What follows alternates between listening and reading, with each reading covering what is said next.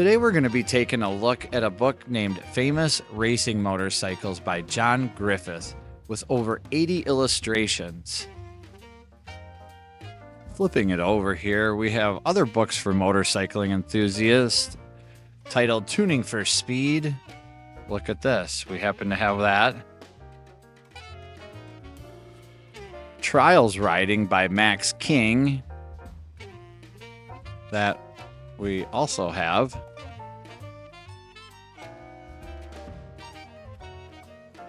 Past Masters of Speed. We are still looking for that. Motorcycle Engineering. I know that is in the pile somewhere. Modern Motorcycle Maintenance by Bernal Osborne.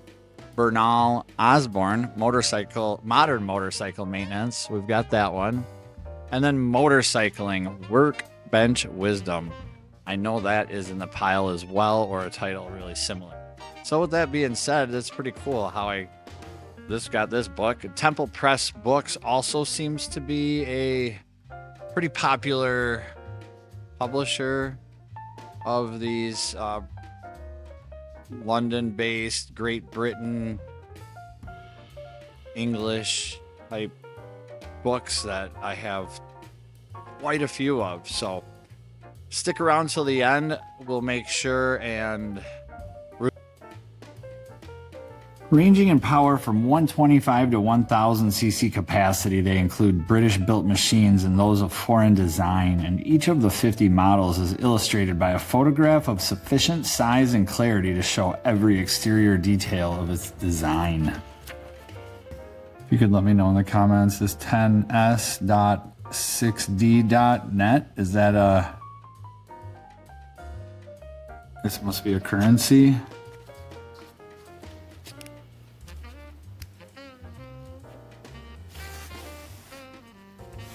This green, and just see if there's anything written in there, but no. Alright, turn page. Famous Racing Motorcycles, and I'll try to get this glare worked out here. We have the other Temple Press book motorcycling books here, which we have 3 of the 5.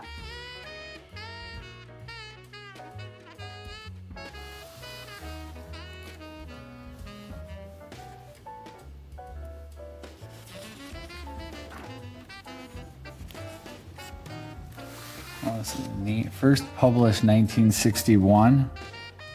Printed by Morrison and Gibb Limited, London and Edinburgh. Made and printed in Great Britain.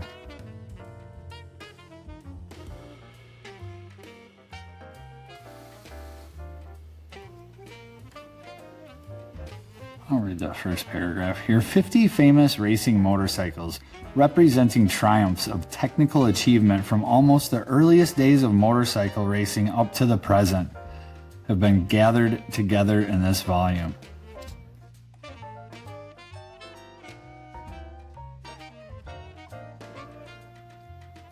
Intentional emphasis has been laid on the Isle of Man TT races, for this grueling test of man and machine has seen more almost certain victories lost than any other circuit in the world.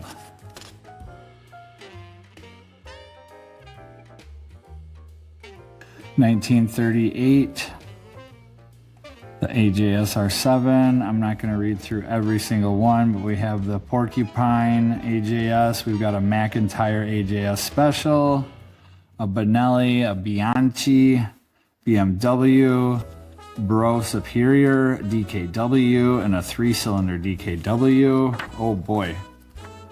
Well, there is 50, so I'm not going to go through and read every one of those, but let's see what some of these pictures look like. Ooh, that is nice. It's not too glary. That's way better.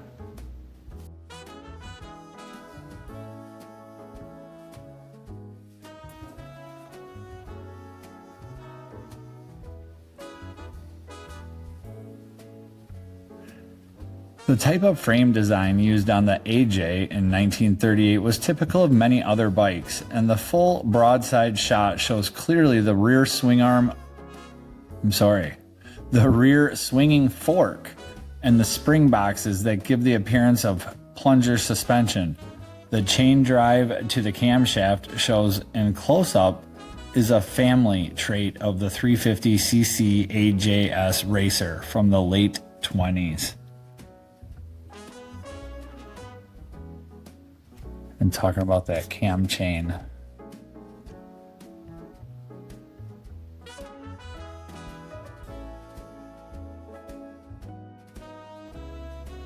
That is cool.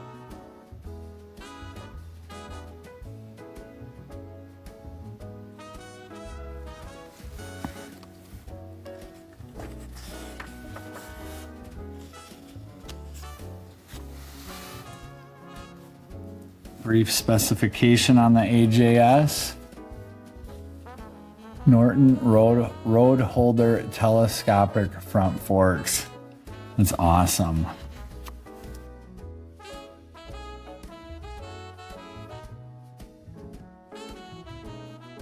Here we've got a McINTYRE A.J.S special. 1960.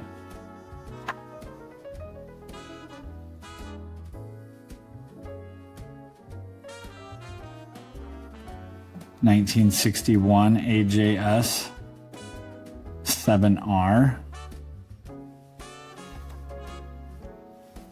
Well, that's kind of neat here. A V4 500cc overhead cam water-cooled chain-driven supercharger in front of engine, chain drive to camshafts, 2 twin-cylinder magnetos, chain via 4-speed gearbox, duplex cradle with swinging fork rear suspension controlled by plunger-type spring boxes. Forks are a girder pattern with rebound springs. Wow, would you look at that engine.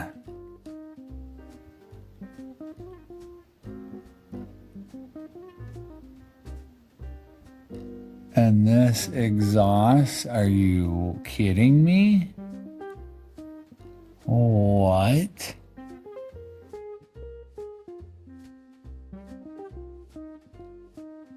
Is it a 2-stroke? No, overhead cam. This machine made its first public debut at Brooklands in May of 1939. Hence the galaxy of the silencers. Immediately afterwards, a water pump was fitted on an outrigger plate outboard of the engine sprocket as cooling troubles were experienced during initial trials.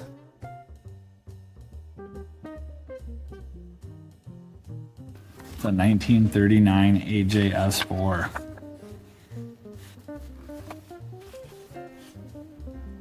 Now we've got the A.J.S. Porcupine.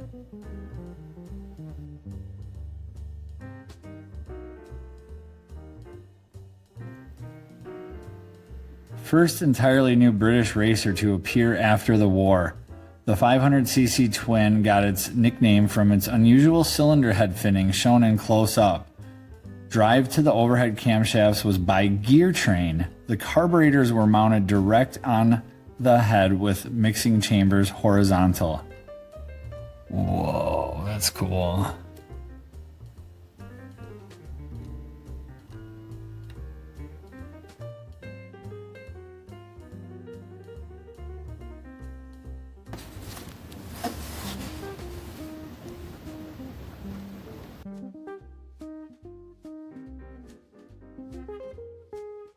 All change.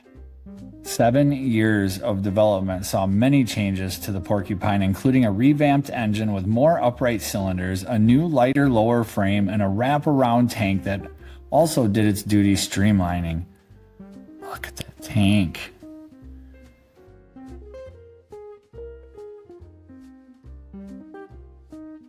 We'll have to edit that out.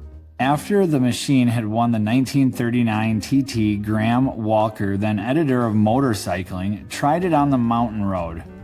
Here at Krieg ne Ba, he shows it is truly a lightweight. The engine set a style later followed by MV, with its large double cam box and gear train. Plumbing must have been its mechanics hobby.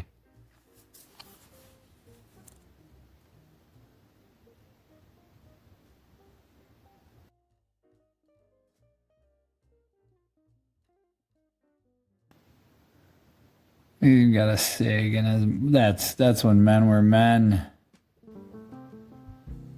Oh, I see a mile an hour here.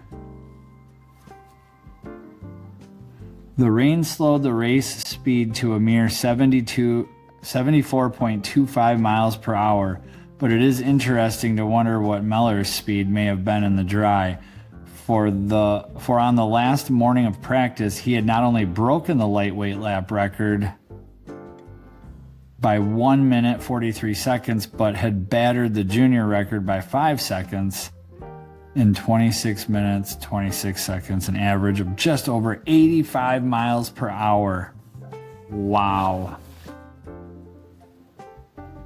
Averaging 85 miles per hour on that. That is so cool. Try to.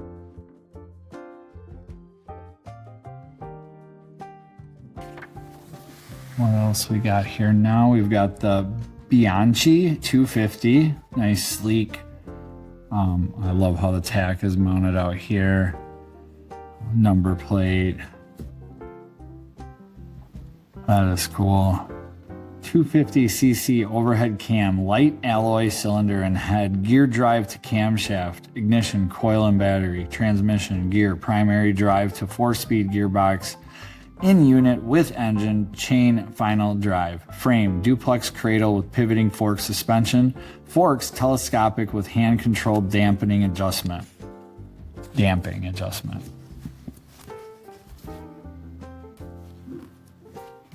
George Meyer was smiling as he took the BMW hurtling down Bray Hill in Douglas on his way to victory in the 1939 TT, and so he could, for his machine was miles an hour faster and more reliable than any of the opposition. Apart from the blower with the shielded carburetor shown inset, the unit looks very like a 1960 design.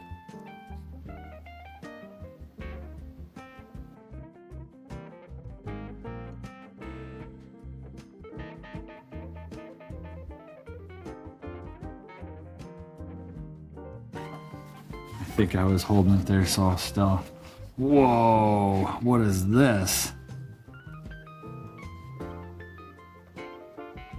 A 50-degree V-twin JAP type 8-80 1000cc overhead valve chain-driven supercharger in front of crankcase push rod valve operation.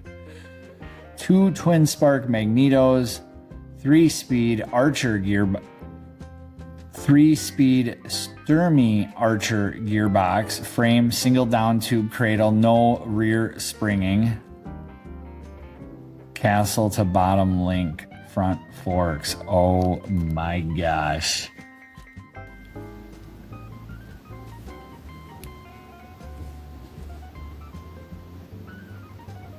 Look at those pipes.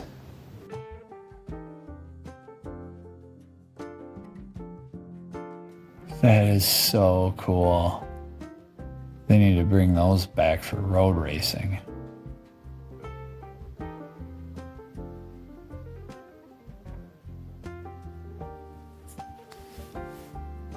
Noel B. Pope, seen outside the shed at Brooklands where his monster Burrow Superior was tuned.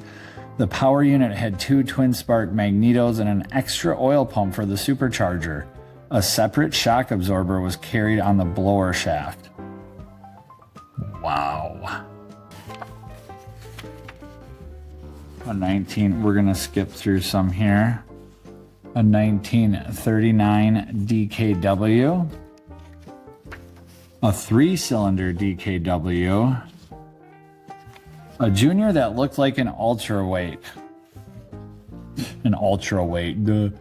A junior that looked like an ultra lightweight. A great deal of attention had been given to weight saving in the design of the machine, and this coupled with the high power output gave the machine a phenomenal rate of acceleration. An expansion chamber with a small tailpipe was used for each cylinder's exhaust system. This is a 3-cylinder D.K.W. A 3-cylinder 350cc 2-stroke with 120-degree firing intervals, light alloy barrels with cast-in liners, claimed maximum RPM 12,000. 6-cylinder Bosch magneto driven at half engine speed by bevel gears for your ignition, transmission 4-speed, in unit with engine, chain final drive. The frame, an ultralight duplex cradle with swinging fork rear suspension and front telescopic forks. That is beautiful.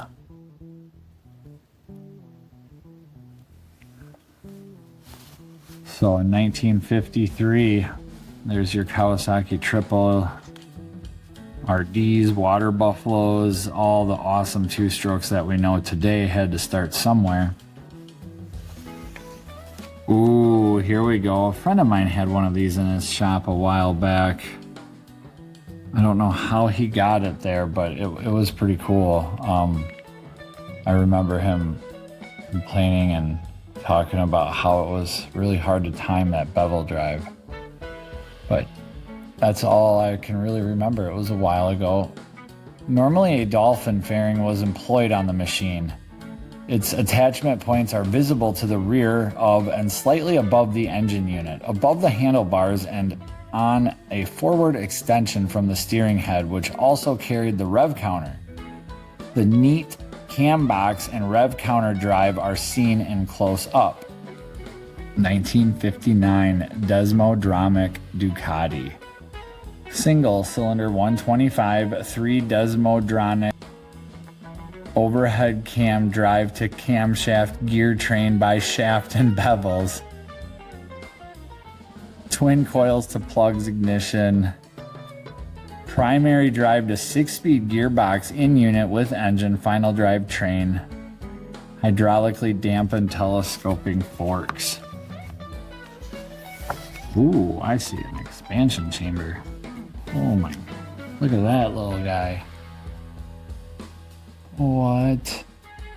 Look at the size of that radiator hose going into that cylinder. That is awesome. That is rad. Oh, I bet you that was so loud. And fast. Water cooling made it possible to face the exhaust port to the rear, avoiding pipe manipulation and so the chance of premature fracture. The close-up shows the crankcase-mounted carburetor.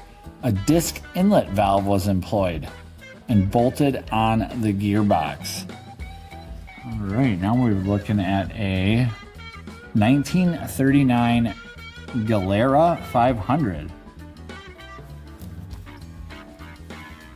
Look at that. Look at the dandelions.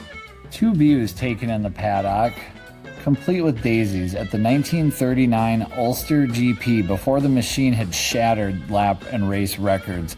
The method of mounting the engine by webs at each end of the crankcase was very unusual and was the entire design. A water-cooled inline 4-cylinder mounted transversely. 500cc dual overhead cam supercharger driven from primary gear train. Ignition magneto. Frame duplex cradle with pivoting fork suspension controlled by horizontal units and friction dampers. That's the frame, I'm sorry. The fork is a single spring girder with friction dampers. Why do we always want to say dampeners in the States? We're only on 16. We've got a Jubilee winning GILERA. Ooh, a GUZZI 350. We're gonna get through some of these here. That's beautiful. I could talk about every single one of these. It's a 120-degree V-twin 500cc overhead cam, camshaft drive by shaft and bevels. Oh my, I bet you that was a timing nightmare. A 1935 GUZZI 500 twin. Here's a GUZZI 4, a 1953 GUZZI 4. A 1956 GUZZI VEE-8? What? Are you kidding me? What is that? I want one of those. Surely the most amazing mechanical device ever to be raced. The GUZZI VEE-8. Shown minus its full streamlining and also minus its front suspension units. The lugs can be seen just above the tire and on the leading link. The small picture shows D.K.W on a Dolphin fared model in 1957 Senior TT. You gotta be kidding me. It's a 90-degree V8 500cc dual overhead cam, water-cooled drive to camshafts by Gear Train. I bet you that sounded really cool. Wow. What does it say here? It was discovered that the motor would pull quite happily from its 7,000 to 12,000 RPM. At 12,000 RPM, it turned out 62 horsepower, which permitted a maximum speed of over 160 miles an hour to be reached on a 6-to-1-1 gear. Wow, a 500cc V8? Could you imagine how little those pistons were? The 1949 GUZZI 250. A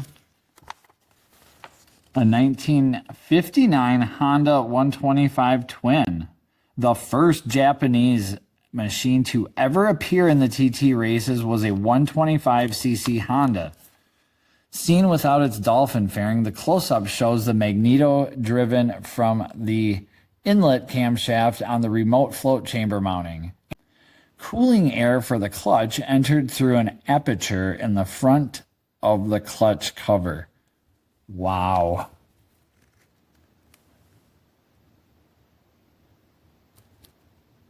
Honda already putting it together. Parallel 125 dual overhead cam shaft and bevel drive to camshaft gear train. What is up with everybody using bevel drives? So there we are. The first Japanese machine ever to appear in the TT races was a 125cc Honda. We're almost halfway over. Here's a Honda 254. Oh my gosh, would that have been fun to hear? Or what the red line was on that. It doesn't really say there, but it is an inclined 4 inline mounted transversely 250cc dual overhead cam drive to camshafts by Central Gear Train. Look at that, a 250cc 4-cylinder in 1960. Jeepers, that is just something else. Look at the sheer beauty.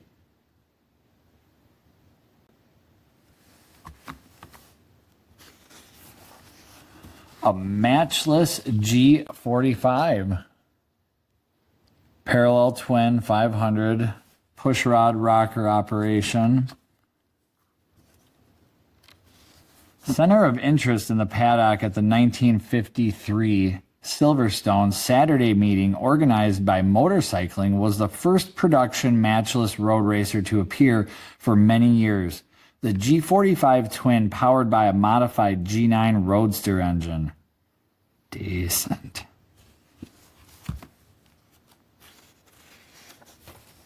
A matchless G50.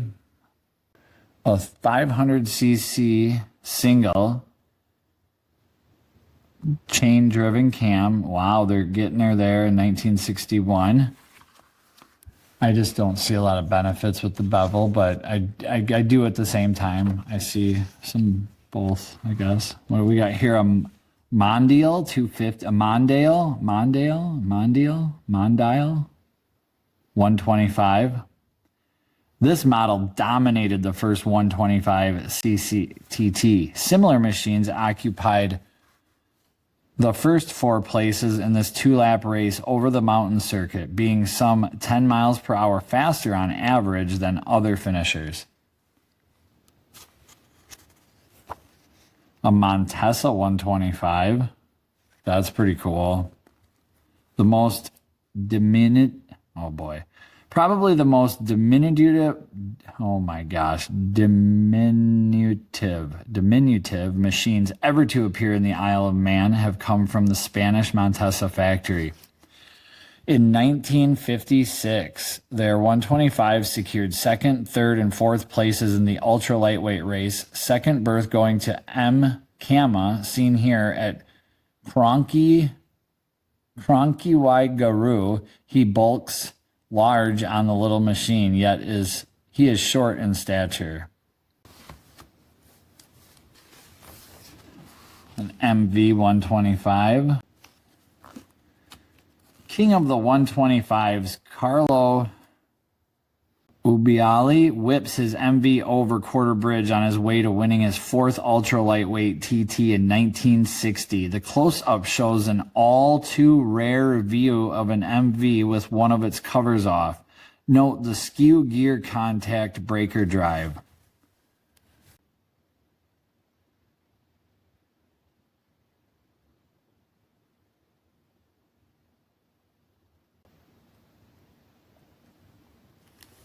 That is really cool. An MV 504. That looks really clean and sleek. A 1950. Another MV 500, a 1956. One of the greatest riders in all history, John Surtees, takes his MV4 through Ramsey's Parliament Square on his way to winning his first TT, the 1956 senior. The close-up shows the magneto mounted over the gearbox.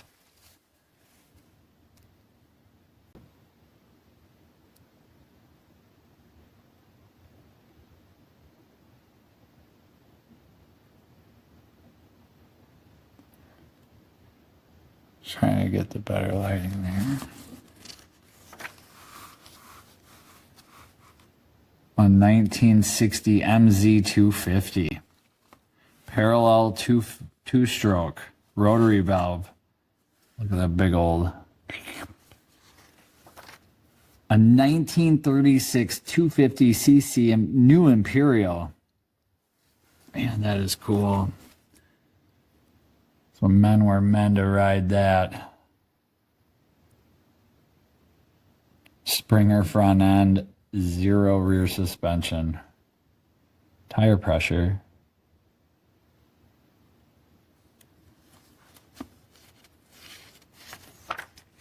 Ooh, a 1907 Norton Twin. Boy, that is something, huh?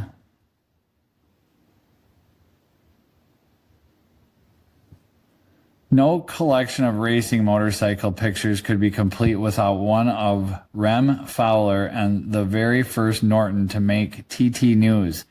The machine that made the fastest lap and won the twin-cylinder class in the first Tourist Trophy race in 1907. Thank you for your efforts in this awesome journey of motorcycling that has just been a fun ride for me my whole life. A Peugeot V-Twin, 5 horsepower. Automatically operated overhead inlet valves, side exhaust valves, Bosch magneto. Direct drive by illicit leather, rawhide. V-belt from engine to rear wheel, no clutch, no variable gear, pedaling gear fitted and useful. Druid strutted girder forks. Wow. We're getting there. We've got a Norton 500, a 1930. We've got a 1949 Norton 500. We've got a 1950 Featherbed Norton. It's like it was a foot muncher. Jeepers. He is flying. Jeff Duke at Craig Ba on his way to score his first TT win in the 1950 senior. The close-up shows the long stroke power unit.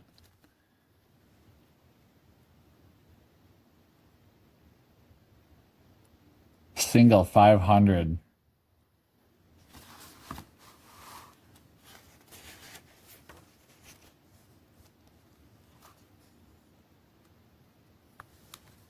(1961) Norton MANX.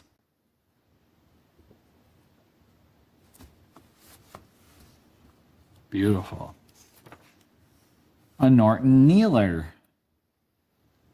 Silverfish, as it was dubbed, proved a crowd puller at the 53 Earls Court Show. The close-up shows the machine as it appeared in May of that year when making its public debut at the N.W 200 race. Note the absence then of a header tank or armrest for the rider. I don't even know where they would go. I guess this would be the front, maybe. There's the exhaust, or no, wait, there's the front. There's your fork. Wow. I'm good.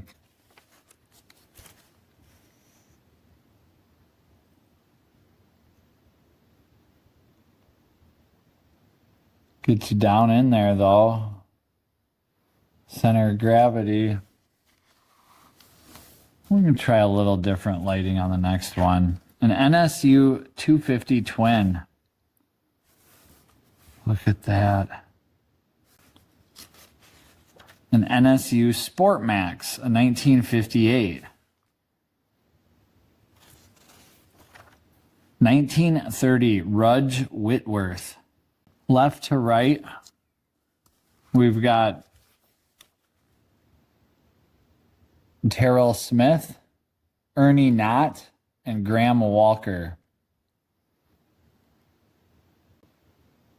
With the 3 Rudges with which they swept the board in the 1930 Junior TT, finishing in that order.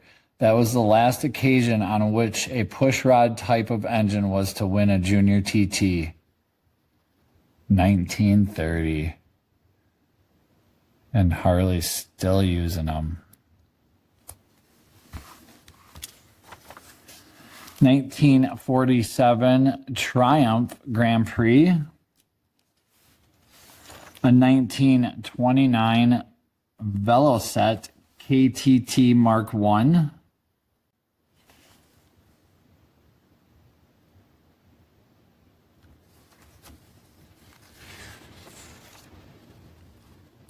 A VELOCETTE KTT Mark a lot.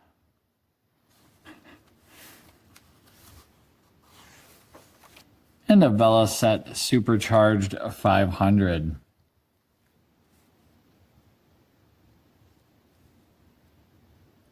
If looks could win races, this machine should have beaten them all. The deep VELOCETTE tank, massive engine unit, and small forks gave the model a cobby appearance. Note the shaft drive, an in close-up supercharger driven from the right crankshaft. The magneto and rev counter drive are just behind the barrels. A 24-hour record VELOCETTE. The first machine to average 100 miles an hour for 24 hours was this VELOCETTE 500cc, which at Monthiery track in France averaged 100.05 miles per hour. Basically, it was a standard production sports roadster with a few non-standard additions, such as the open megaphone. The close-up shows the piston crown when the machine was stripped for measurement. Wow.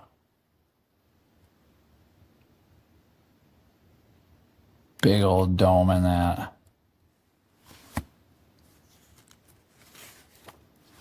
A Vincent Gray Flash.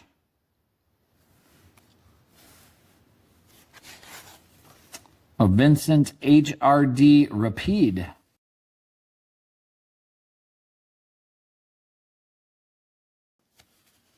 Fast. A Vincent-H.R.D. Gungadin Gungadin. Gungadin.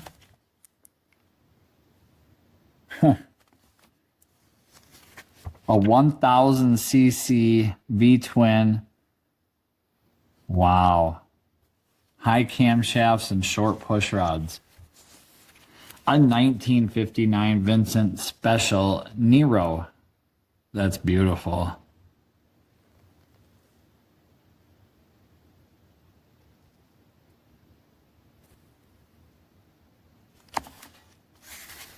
And that's it. Temple Press Books. Bowling Green Lane, London. Made and printed in Great Britain, and now I can't speak. Thank you very much for paging through this famous racing motorcycles book with me by John Griffith. If you know anyone who could appreciate this or has a motorcycle that's in here that they would like this book for their collection, please let me know, and we'll try to get it to them. Thank you, and until next time.